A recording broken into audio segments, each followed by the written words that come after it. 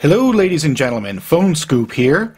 What you're taking a look at there is an unopened BlackBerry Storm 2. What we're going to do is unbox it for you, and then we'll take a quick look at the Storm 2's features, and we'll also compare it to the original Storm.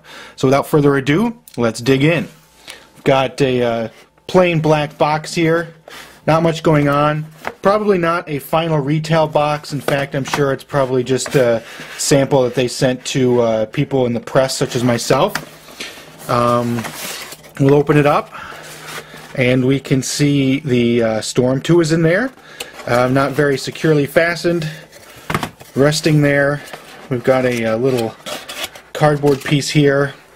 We've got a charger in this box.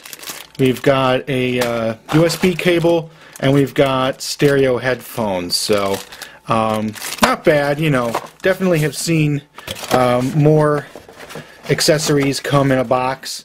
There's not even a user manual in here, so this is definitely not a final consumer, consumer box. So, not a whole lot going on with that.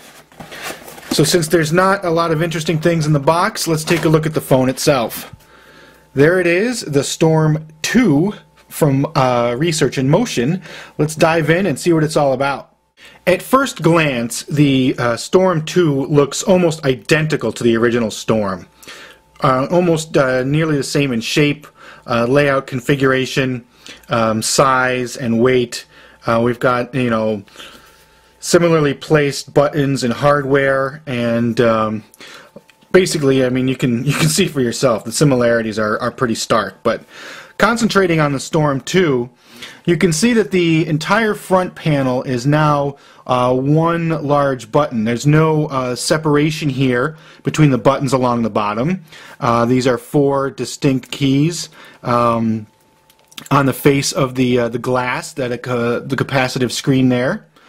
Taking a look at the rest of the phone, you can see on the left here we've got just a application key. This key is actually a little bit mushy, but it has a rubber top to it, so it's easily found with your thumb. We have the micro USB port there. Nothing along the bottom. On the right we've got several different keys. We've got a user-definable application key here. You can use this to launch the camera, to launch the email program, pretty much whatever you want. And we've got a volume toggle here. This also feels a little bit mushy, but again, it's coated in rubber and is easy to find with your thumb. On the back, you can see we have the 3.2 megapixel camera as well as a flash to help make for better picture taking. And a little bit difficult to see in the top, but they've sort of switched things around. Looks like the power key is here now. Before it was on the front face of the phone. My guess is this doubles as a power and lock key. And we've got the ever-present silent switch to turn off the ringer when you've got an incoming call. And as with the original, we'll peel this back. And you can see we've got a SIM card here for use on GSM networks overseas, and the slot for the micro SD card goes there. So this is pretty similar to the original in most respects, but just some subtle changes. And of course, you'll notice different accents. You've got silver on the original and black on the new one. And like the buttons here are silver, the buttons here are black, and but otherwise, for all intents and purposes, it looks almost identical. Oh, and of course, forgot to mention the 3.5mm headset jack here on the top right of the phone for your stereo headset listening pleasure. So now that we've taken a quick scan of the hardware, let's dive in and see if RIM made any changes to the software on the Storm 2. So after playing with the Storm 2 for just a few moments off camera, I can say immediately and without any doubt that it is a far superior product to the original Storm that was released back in November of 2008.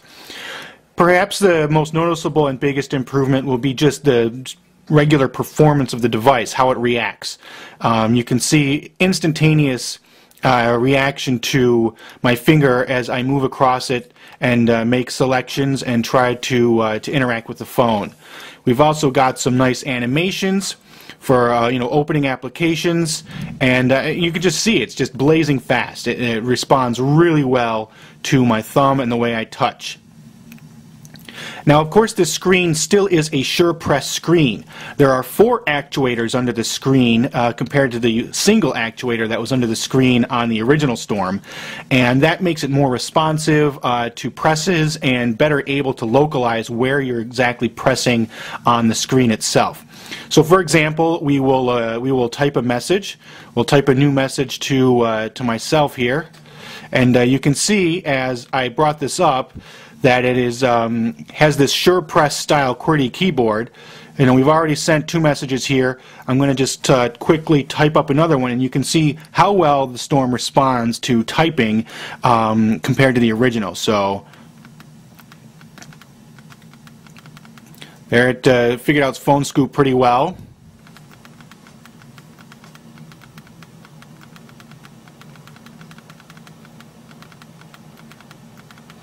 There, got it right. You know, I typed, "This is a much better phone" than the original. And of course, if you want to interact with a full QWERTY, you can just turn it sideways, and it works just the same. And hitting the return key will send off the email. You know, and you can type this way too. So, well, this is how you type in landscape mode. So yeah, okay, so I made one mistake, but otherwise not bad at all. We've got smileys here that we can dump in there. We can put in anything we want, and off it goes. So the typing experience, I can't stress enough, is vastly, vastly improved compared to the original Storm. The screen itself doesn't need to travel as far for each successive click, and because of that, your thumbs get less tired when typing. And of course, you can see how quickly it reacts to being turned on its side. It reacts almost instantly. With the other Storm, the original Storm, you sometimes had to wait up to 5 seconds for the thing to react. You know, we've got the same access to all the media here. Media player looks about the same. You've got songs, you've got videos. Looks like they've loaded some trailers in there. Back out to the main screen. We will jump into the main menu. You've got all the typical controls and Verizon applications here. They've preloaded Slacker, it looks like, and VCast Rhapsody, VCast Song ID, My Verizon, which is an account controlling program, its own mapping program that's not Google Maps there. They've got VZ Navigator here, of course. Instant messaging, all here. You've got Windows, Yahoo, Google, AIM, and BlackBerry Messenger. And of course, you've got the camera. Downloads is where anything you grab from the BlackBerry apps where it'll go, and you can see some preloaded applications. Of course, these are productivity-based applications, Words to Go, Sheets to Go, Slides to Go, so you can interact with work documents. And you know, it's got some games on there, and yeah, that's it. You know, it's a much, much better device. There's no other way to say it. It's easy to use. It reacts as it's supposed to, and it feels better designed, more well thought out, and more refined when compared to the original Storm. So, the Storm 2 available from Verizon Wireless, packing 3G, GSM for roaming on European networks, Wi-Fi, GPS, Bluetooth, and a much better operating system. Storm 2, Verizon Wireless. There it is, folks.